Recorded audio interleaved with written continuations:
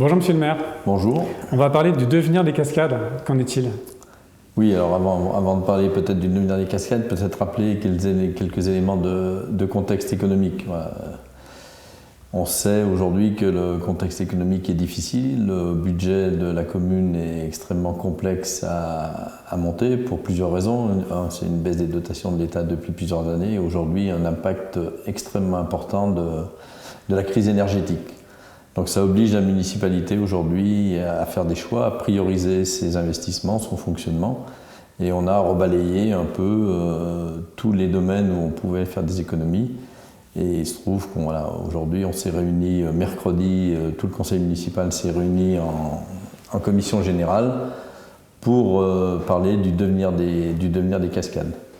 Pourquoi? Parce que les cascades sont un site qui est extrêmement consommateur de crédit. Pour étayer ce que je viens de dire, entre l'investissement et le fonctionnement, c'est un déficit structurel de 300 000 € par an, les cascades.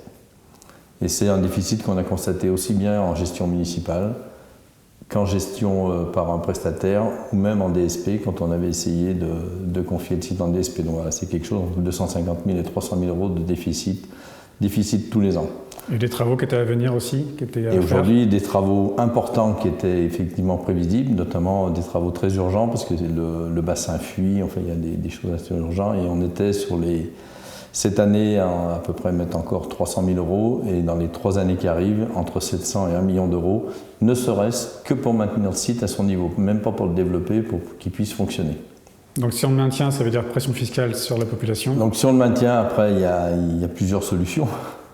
C'est effectivement, on maintient les cascades, mais il faut supprimer d'autres services.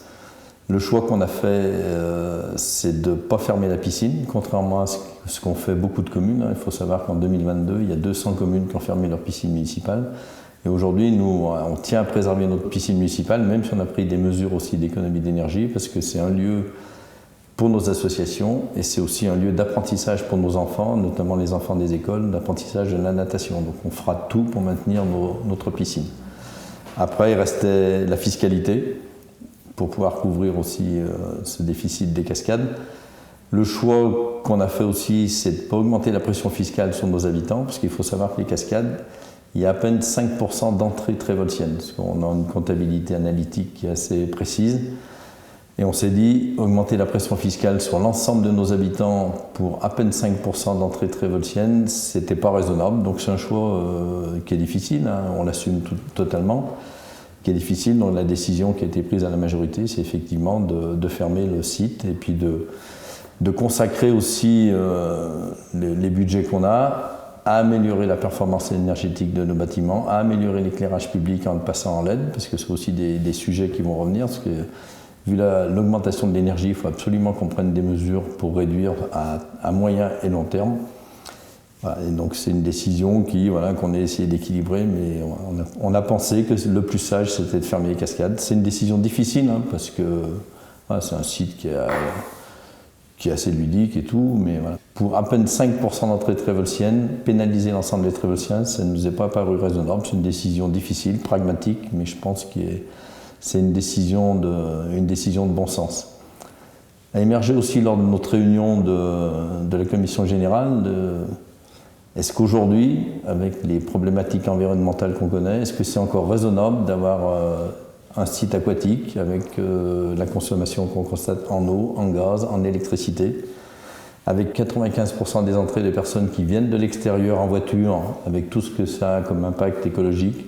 C'est aussi un sujet qui mérite d'être introduit dans la réflexion. Donc des raisons écologiques également. Les jeux gonflables qui sont à côté resteront?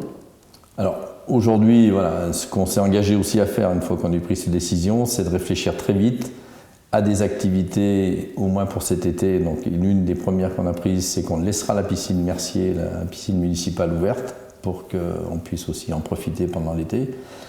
Et voir si on peut ajouter des jeux. Donc voilà, ce qu'on a proposé à l'ensemble du conseil municipal, c'est de se revoir assez vite pour étudier des mesures à court terme et à moyen terme sur le devenir du site, parce qu'il faut peut-être aussi réorienter vers d'autres activités. Aujourd'hui, on a quelques pistes, mais je pense qu'il faut qu'on ait une réflexion assez importante pour voir comment on peut réorienter l'avenir de ce site. Très bien, merci Monsieur le maire. Je vous en prie.